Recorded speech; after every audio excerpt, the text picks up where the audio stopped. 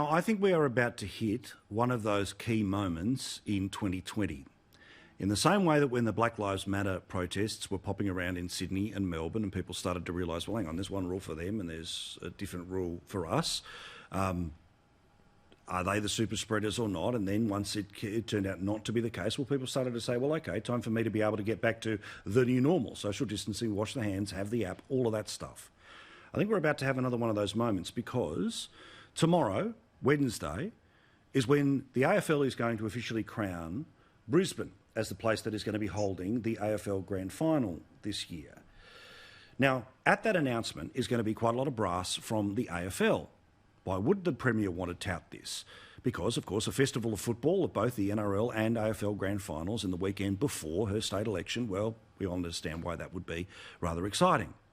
Now, money has exchanged hands between the taxpayers of Queensland and these major sporting organisations. Of course, they'll say it's about supporting the grassroots and making sure that things go on for years and years. But remember, they used to say that was about tourism.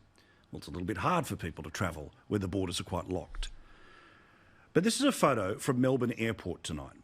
This is a photo of the boss of the AFL, Gillon McLachlan. He is flying to Melbourne, from Melbourne to Brisbane tonight. He is doing so with his family. He will appear tomorrow in front of the media. What's missing?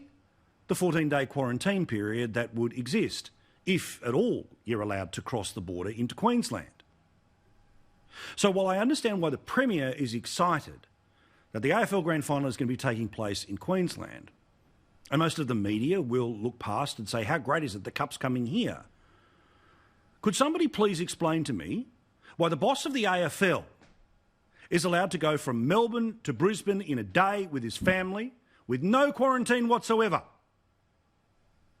But as somebody who wanted to go to a funeral is told, no, you're not allowed at all.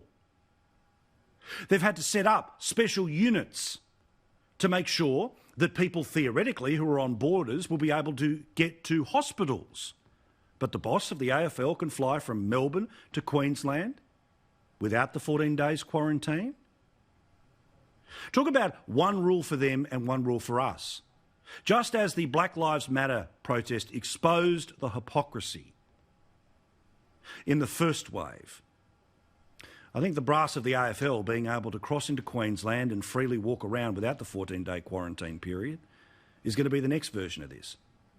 Because there are hundreds of people, I would say thousands, who haven't been able to cross into Queensland to go to a funeral, who haven't been able to have the weddings, who haven't been able to go with their sick babies to ICUs, who haven't been able to get the medical care that they deserve because the Premier says no, because the Chief Medical Officer says no. Gillon McLachlan has literally flown from the COVID hotspot of Australia to Brisbane. I don't assume he was isolating for 14 days. If he was, I'll apologise. But I doubt it.